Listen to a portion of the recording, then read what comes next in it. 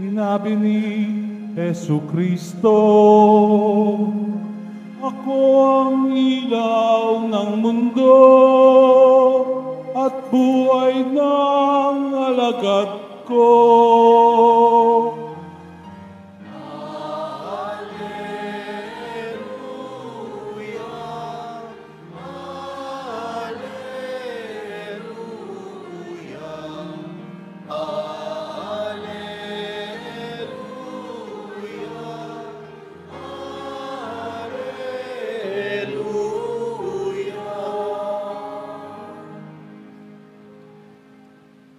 Sumainyo ang Panginoon.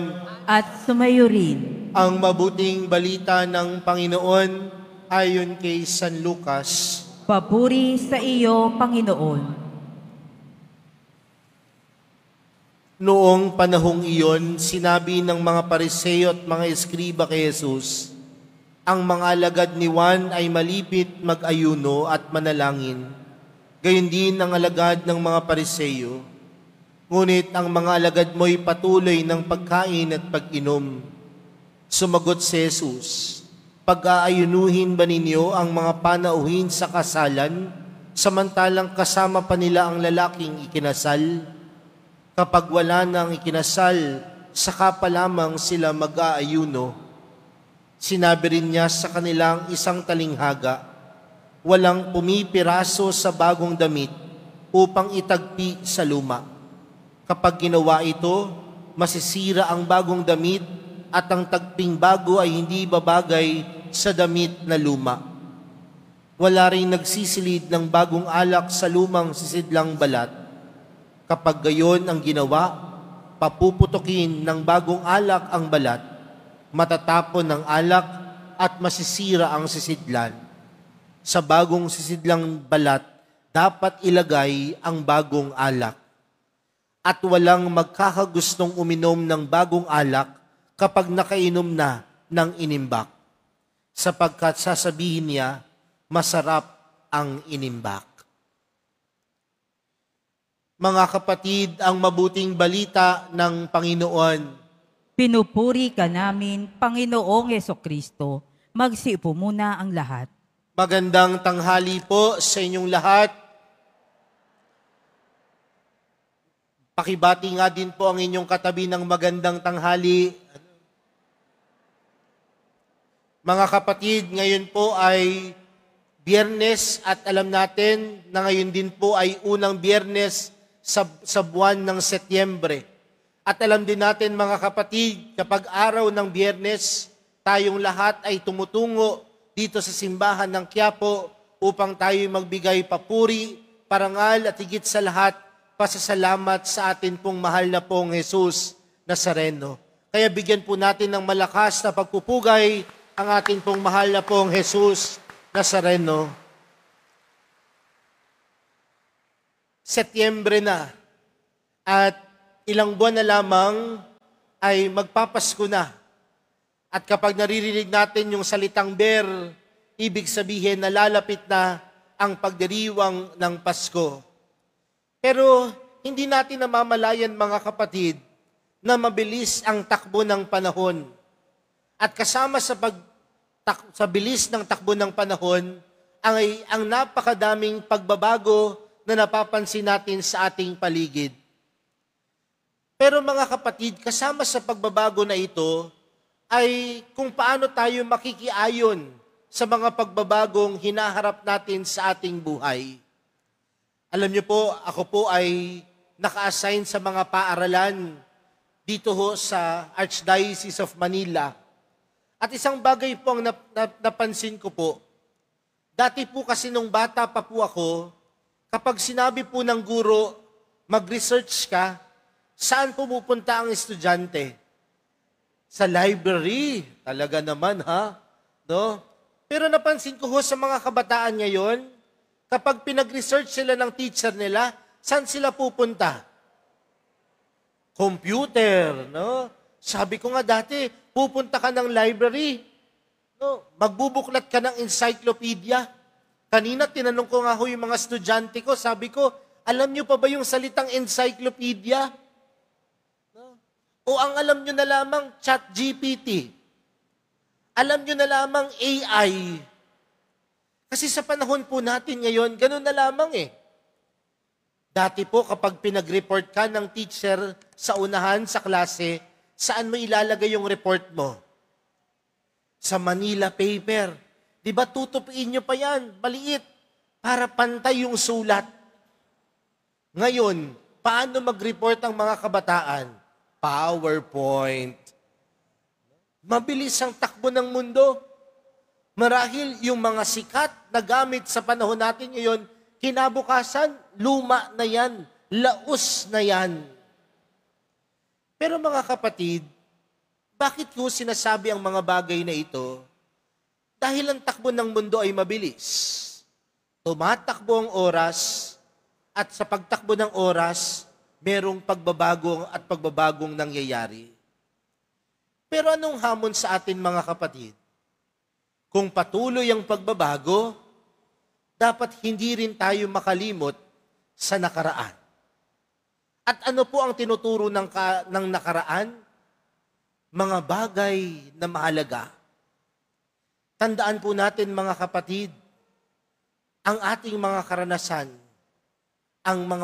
yung ating mga karanasan, ang siyang nagtuturo sa atin upang tayo ay mas maging mabuti sa ating paglalakbay dito sa lupa. Kung napakatakbuhon ng bilis ng panahon at oras, ano po ang hamon sa atin? Huwag makalimot. Alalahanin ang lahat ng turo upang tayo ay mas maging mabuting tao. Nakakalungkot lamang kasi minsan sa pagtakbo ng panahon, mabilis din tayong makalimot. At minsan kapag tayo mabilis nakalimot, para din tayong walang natutunan. Kasama po sa takbo ng panahon, meron tayong dapat matutunan. Sana ho, ganun po tayo ha. Kaya pwede bang tingnan po ninyo yung katabi ninyo? Sabihin mo sa katabi mo, matuto ka na. Iniwan ka na eh. Huwag mo nang balikan. Nagkamali ka na, itama mo na. Dahil ang mga nangyari sa nakaraan, magagamit natin sa pangkasalukuyan at sa hinaharap kung meron tayong natutunan. Pangalawang bagay mga kapatid, tandaan din po natin na kapag tayo po ay humaharap sa takbo ng panahon, may mga pagkakataon din na hinahayaan natin ang ating sariling makisabay sa takbo ng panahon. Pero wag nating kakalimutan mga kapatid, na dapat laging may puwang ang Diyos sa puso natin. Sa panahon po kasi natin ngayon, marami sa atin nang nakatuon lamang sa sarili nating kakayanan. Masyado tayong believe sa ating sarili. Masyado tayong mataas ang pagtingin sa ating mga sarili. Pero mga kapatid, kung gano'n ang pag-iisip na meron tayo, tila hindi natin hinahayaan ng Diyos na kumilos sa puso at buhay natin. We can always adapt in the signs of the time. But the best way to adapt in the signs of the time is simply to allow the presence of God to be always in our life and in our hearts. Kung gusto natin makiugnay talaga sa mundo, sa takbo ng mundo, hindi lamang dapat kang umasa sa sarili mong kakayanan. Dapat lagi kang umaasa sa Diyos.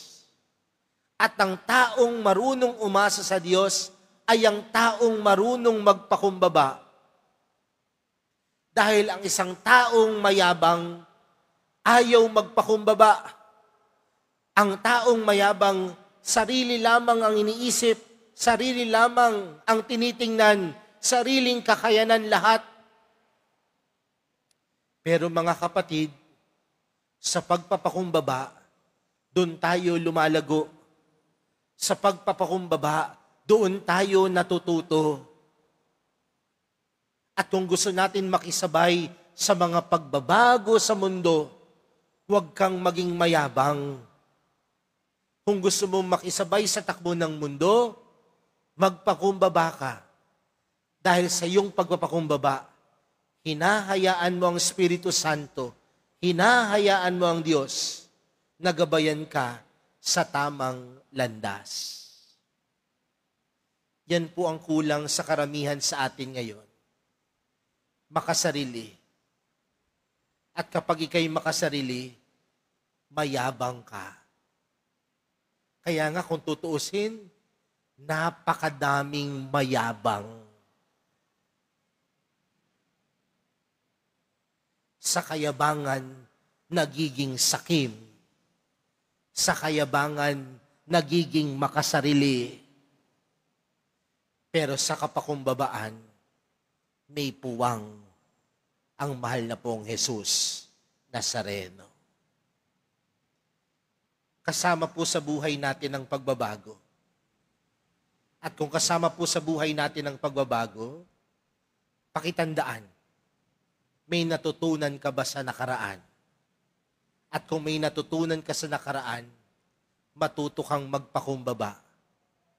At sa iyong pagpapakumbaba, hinahayaan mo ang mahal na pong Jesus Nazareno na daling ka sa tamang landas. Mga kapatid, kung gusto natin ng pagbabago, matuto. Kung gusto natin ng pagbabago, magpakumbaba.